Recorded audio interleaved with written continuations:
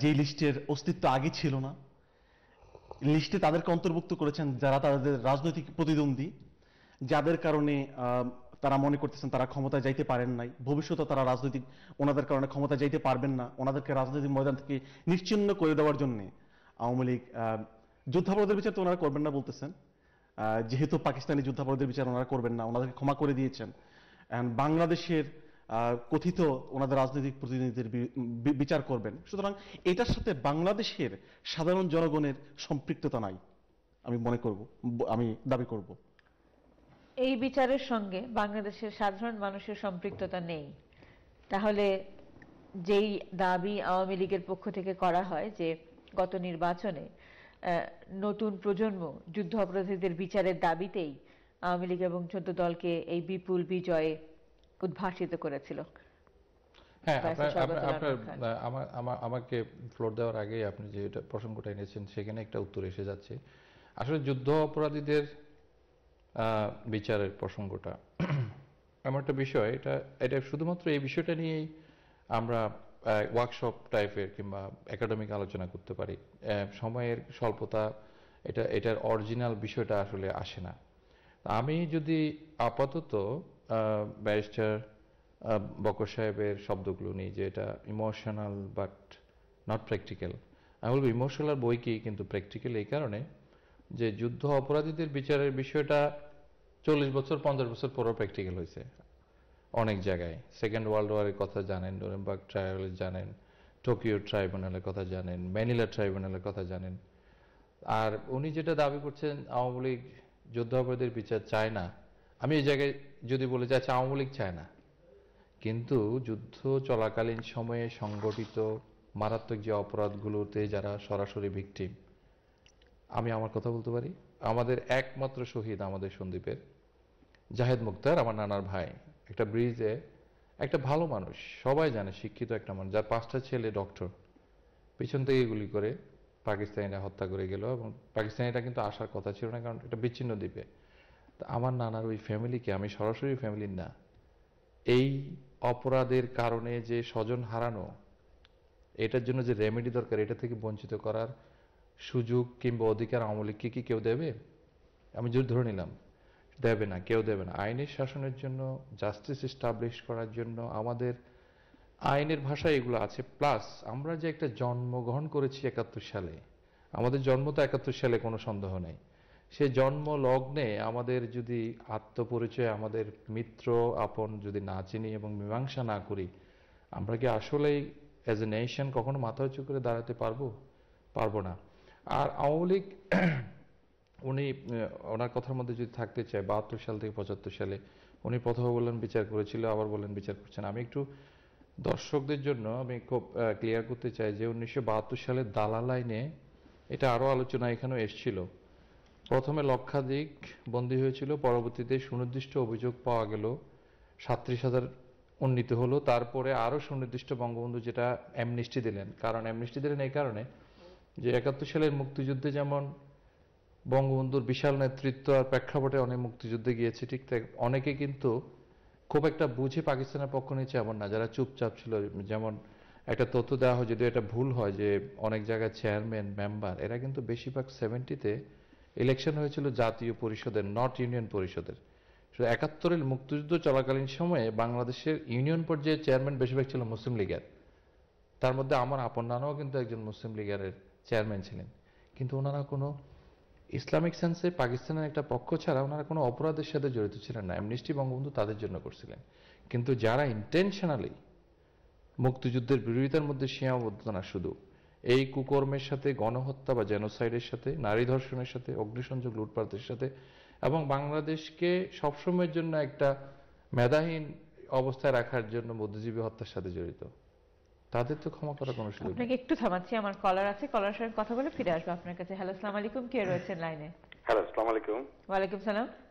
জি ভাই, আমি লন্ডন থেকে বলছি। সরি আপা, আপনি লন্ডন থেকে বলছি। জি বলুন। আপনার ওই যুদ্ধ অপরাধীর ব্যাপারটা নিয়ে যে প্রথমে উপস্থাপনা করেছিলেন আপনি,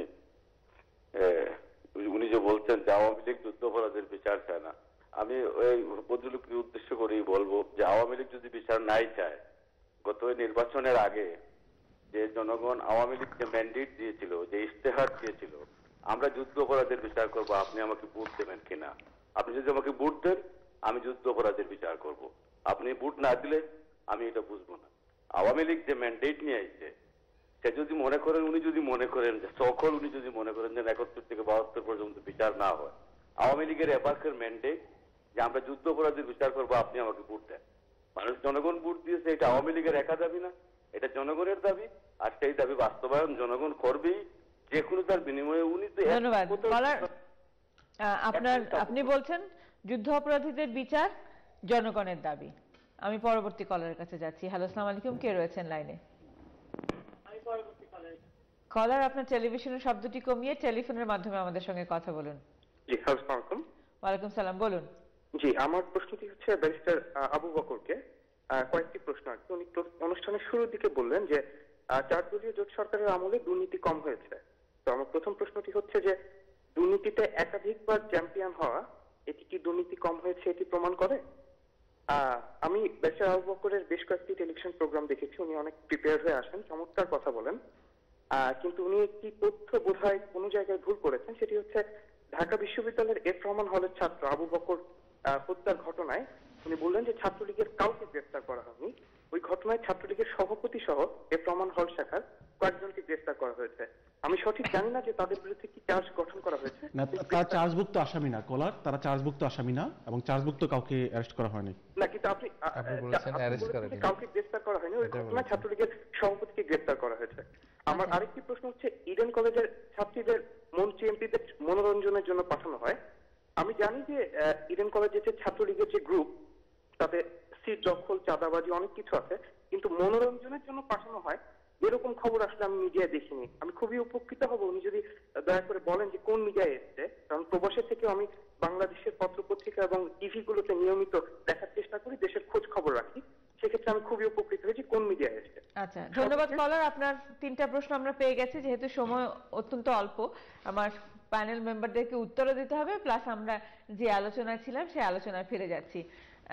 শওকত ভাই, মনে হয় আমার প্রতি কোশ্চেনগুলো এসেছে, আমাকে একটু। আমরা ফিরে আসবো আলোচনা আপনি আপনার প্রশ্নের উত্তরে, কিন্তু তার আগে আপনি আপনার বক্তব্যটি শেষ করুন। যুদ্ধাপরাধীদের ক্ষেত্রে আপনি বলছিলেন 72 থেকে 75-এর হ্যাঁ, আমি যেটা বলছিলাম যে সুনির্দিষ্টভাবে একটা ডিউ প্রসেসে বিচার প্রক্রিয়া চলছিল, কিন্তু সেই বিচার প্রক্রিয়াটা আসলে বঙ্গবন্ধু হত্যাকাণ্ডের মধ্যে দিয়ে বাধাগ্রস্ত হয়েছে এবং সমস্ত যুদ্ধ অপরাধীরা যারা বন্দী ছিল তাদেরকে ছেড়ে দেওয়া হয়েছে।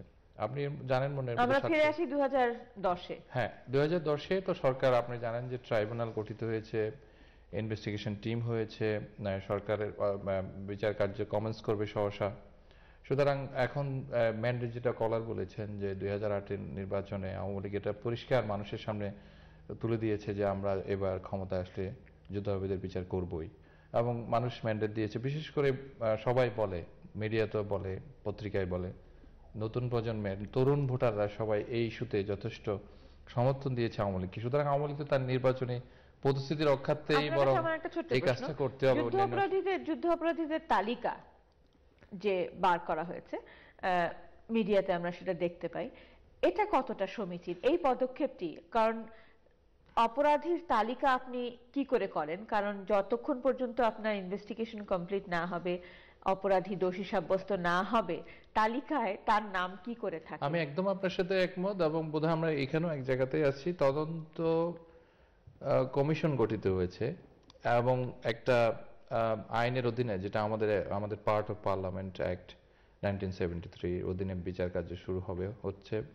তারা ইনভেস্টিগেশন করবে। এর ভিতরে যেই তালিকাগুলো এসেছে এগুলোকে আওয়ামী লীগ তালিকা করেনি। বিভিন্ন সংস্থা, হিউম্যান রাইটস সংস্থা বা তদন্ত, মুক্তিযুদ্ধের প্রজন্ম 71 কিংবা যে ডক্টর হাসানের যে একটা ফ্যাক্ট ফাইন্ডিংস কমিটি, তারা কিছু তালিকার কথা বলছে উইথ এভিডেন্স, সেটাও তদন্ত কমিটি এখনই ওইটাকে ধরে নিয়ে করছে এমন না। তদন্ত কমিশন প্রপার ইনভেস্টিগেশন করেই তালিকা বা যারা যারা অপরাধী তাদেরকে সামনে নিয়ে আসবে। এটা আওয়ামী লীগ বা সরকার করেনি। পাশাপাশি আমরা আওয়ামী লীগের বিভিন্ন মন্ত্রীদের মন্তব্য শুনতে পাই, তারা যুদ্ধ অপরাধীদের চিহ্নিত করার চেষ্টা করেন বিভিন্ন বক্তৃতায়, অমুক যুদ্ধ অপরাধী, তমুক যুদ্ধ অপরাধী। এটা কতটা সমীচীন এবং অপরিপক্কতার পরিচয়? আমরা যে সময়টা নিয়ে আজকে কথা বলছি, 1971-এর অপরাধ নিয়ে, 72-73 সালে ঘরে ঘরে জানতো সবাইকে কি এর